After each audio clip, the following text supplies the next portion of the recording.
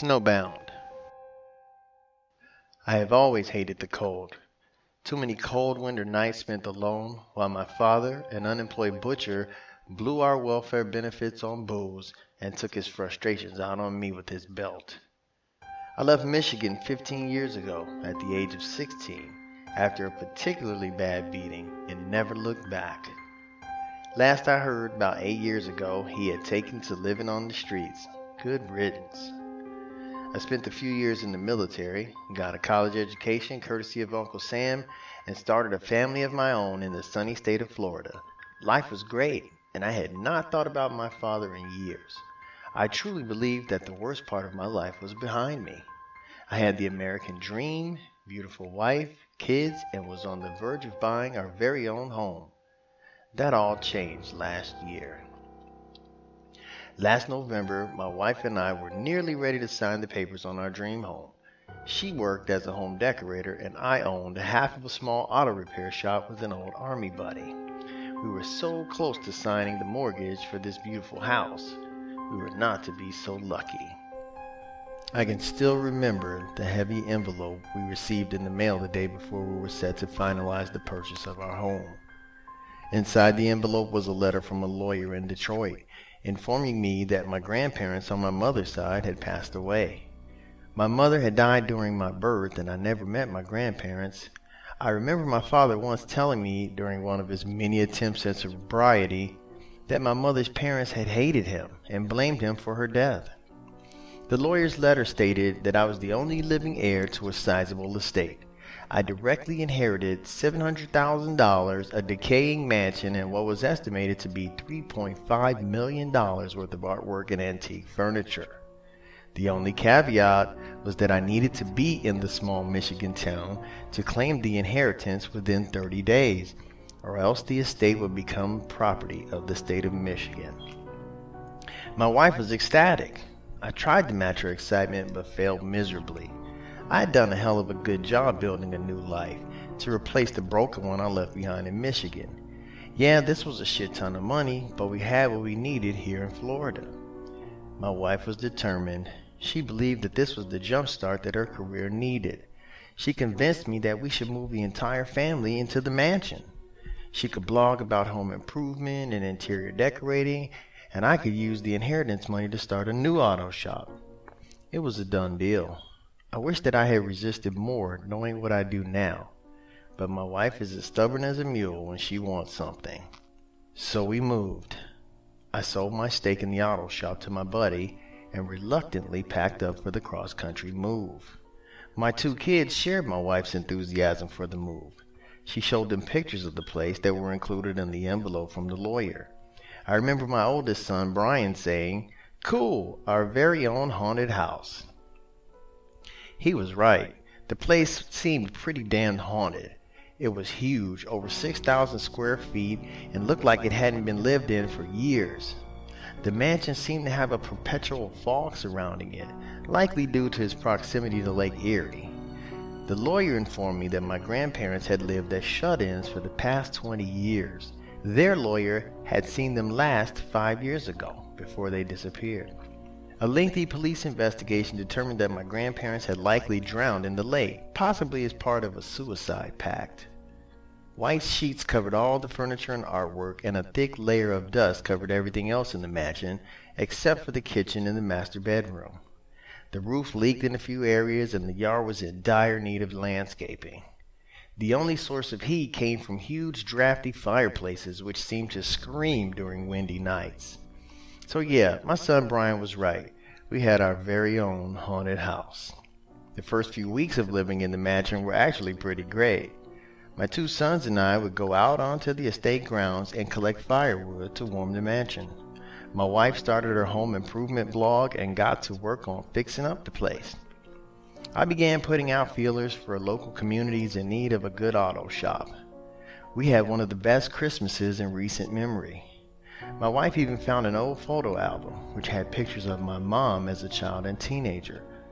I became complacent. It all seemed too good to be true. The initial euphoria of the move began to fade by the second month. The mansion felt too big, too old, and too goddamn creepy. It sounded like a giant awakening from a slumber when fierce gusts of wind blew in from Lake Erie and forced their way through every nook and cranny.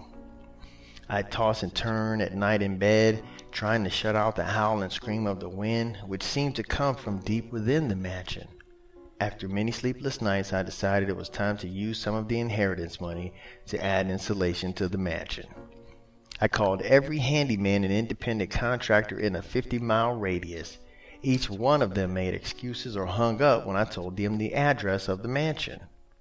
The area was still reeling from the implosion of Detroit's economy. These guys needed the business. It should have worried me a little that people seemed afraid of the place, but it never crossed my mind at the time. Instead, I made a trip down to the local hardware store and picked up a couple caulking guns. I'll never forget the look the locals gave me. At the time, I assumed their coldness and stares were due to jealousy of the inheritance. When I look back now, I can remember that their expressions seemed to exhibit wariness, perhaps even pity, from the locals that suspected the truth about the mansion. I got back home and caulked like a madman throughout the night. I stalked through the mansion, caulking gun in hand, in search of gaps, cracks, and holes to fill up. My wife and kids slept peacefully through the night, yet I tossed and turned while the mansion tormented me with demonic sounds. Sleeping in different rooms didn't help. Earplugs, music, and my head stuck between two thick pillows finally allowed me to get a full night's sleep. My wife suspected it was all in my head and told me it was just the stress of moving back home after so many years. On New Year's Day, my wife woke me and told me that a blizzard was heading towards our town. There was already a foot of snow on the ground, and weathermen on the radio said to expect 3 to 4 more feet of snow within the next 48 hours. I suited up to go out and chop and stack wood in case the storm lasted longer than expected. After 2 hours of hard work, I decided to take a break and head back inside. Another half foot of snow had fallen while I had been cutting wood, and I remember thinking to myself that I'd get the boys to come out and help stack the wood while I chopped.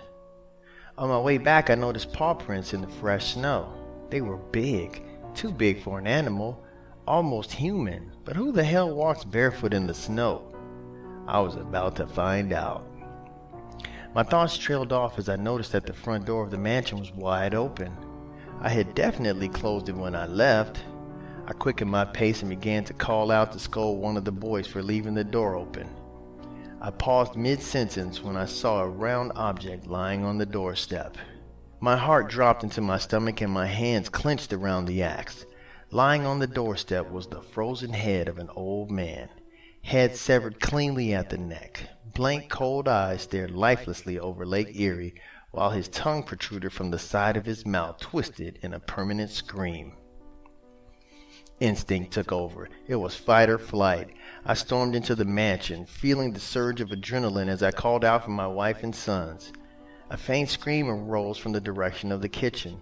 I took off running and came upon an open trap door in the floor of the kitchen. Cold air burst through the trapdoor as I lowered myself onto the ladder. I found myself in a dark passage illuminated by smoky oil lanterns hung on the walls. I ran through the tunnels with both hands wrapped around the wooden handle of the axe. Sobs floated up the passage toward me. I broke into a sprint and soon emerged into a large, chilly room. My wife and oldest son sat in the middle of the room, shivering with their hands tied behind their backs. A dozen frozen bodies hung from the walls on meat hooks, looking down upon us.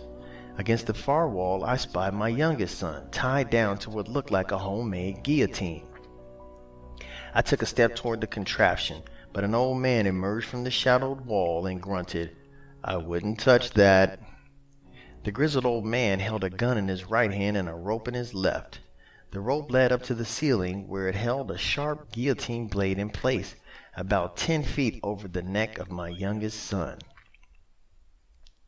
I took another step toward my son, and the man loosened his grip on the rope, letting the blade drop an inch before catching it again. "What do you want with us?" I sputtered through clenched teeth. "Dinner," he said with a phlegm-filled laugh. "A man gotta eat." For a moment I thought the laugh sounded familiar, but this man resembled no one I had ever known. Yellow skin covered with oozing lesions, rotted teeth, black and broken fingernails.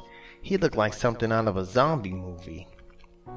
A strong gust of wind blew open a large trapdoor leading outside. The cannibalistic man looked away for a moment, and that was when I raised the axe and let it fly across the room. The blunt portion of the axe head smashed into the man's face, and he toppled backwards into an oil lantern hanging on the wall. His grip on the rope loosened and then gave way. I took 2 steps and dived forward, arms stretching upward as the blade began to fall. I caught the blade in the palm of my hand and it sank downward, finally coming to rest halfway through my forearm. I fought the pain and terror surging through my body and forced myself to grab into the rope to pull the guillotine back up. My son was unharmed, save for being drenched in my blood. Smoke wafted up behind me. The broken lamp had started a growing fire in the corner of the room. I pulled my wife and 2 sons to their feet and rushed them outside. I freed their hands from the bonds, and my wife immediately began to bandage my arm and hand with whatever clothing we could spare. I began to lead them back up the hill toward the mansion when I heard an inhuman scream from behind us. We turned around and saw the man, engulfed in flame, burst from the hidden chamber. He ran haphazardly toward the lake, but slipped on the bank and fell face forward into the mud. He writhed for a moment longer as the flames continued to burn and then lay still. The police did not arrive for hours due to the snow. By that time it had snowed over 5 feet. I do not want to imagine what sort of horror we would have had to endure if we had been snowbound with that lunatic.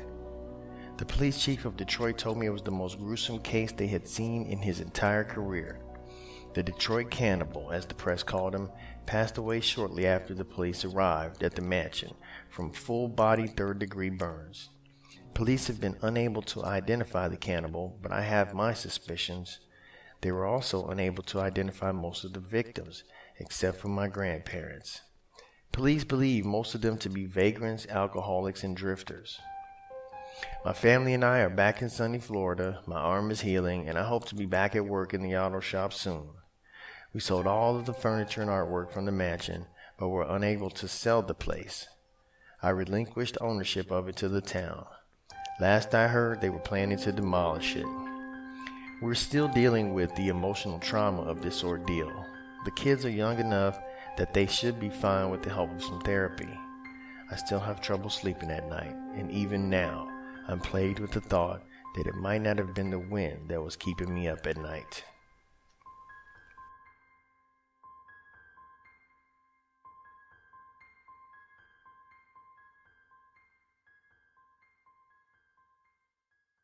Hello, Mr. Creepy Lobster here. I just want to take a moment to say thank you for watching our videos, and if you could take a moment to like, share, and subscribe to our channel. We'll be adding new content a few times a week. We'd love to hear